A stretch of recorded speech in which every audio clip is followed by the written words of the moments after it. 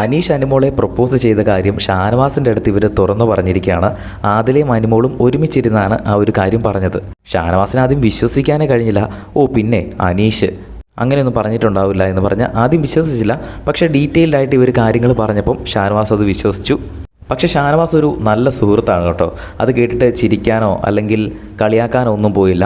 അക്ബറും ഗ്യാങ്ങും ഇതറിഞ്ഞോ, ഇത് അവരറിയരുത് കേട്ടോ എന്നൊക്കെ പറഞ്ഞ് അനീഷിൻ്റെ രണ്ടുപേരുടെ ഇമേജ് പോകാതെ ഇതിനധികം പബ്ലിസിറ്റി കൊടുക്കാതെ ഒതുക്കി തീർക്കാനുള്ള രീതിയിൽ ഷാനവാസ് സംസാരിക്കുന്നുണ്ട്. ഷാനവാസ് ആദ്യം അത്ഭുതപ്പെട്ടു പോയി. അനീഷ് അങ്ങനെയൊന്നും പറയേണ്ട ആളല്ലല്ലോ. പക്ഷെ അവൻ ഒരുപാട് മാറിയിരുന്നു, ഞാൻ അവനെ ഒരുപാട് മാറ്റിയിരുന്നു, ഞങ്ങൾ ഒരുപാട് സംസാരിക്കാറുണ്ടെന്നൊക്കെ ഷാനവാസ് പറഞ്ഞു.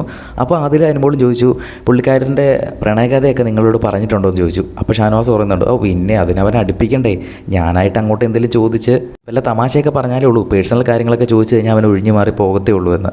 അപ്പം അതിൽ പറഞ്ഞു, നിങ്ങളുടെ അടുത്ത് പറഞ്ഞില്ല, പക്ഷേ ദേ ഇവളുടെ അടുത്ത് പറഞ്ഞു എന്ന് പറഞ്ഞപ്പോൾ ഷാനവാസ് അങ്ങ് ഞെട്ടി. എടാ വീര, നീ എൻ്റെ അടുത്ത് മാത്രം പറയില്ല, ബാക്കി അനുവിൻ്റെ അടുത്തൊക്കെ പറഞ്ഞല്ലേ എന്നോർത്ത് ഷാനവാസ് ഒരു ഞെട്ടലായിരുന്നു. എന്തായാലും അനീഷ് പ്രപ്പോസ് ചെയ്ത കാര്യം ഷാനവാസ് അറിഞ്ഞിട്ടുണ്ട്. ഇനി എന്താണ് സംഭവിക്കാൻ പോകുന്നത് നമുക്ക് നോക്കാം. കൂടുതൽ അപ്ഡേറ്റുകളുമായി വീണ്ടും വരാം.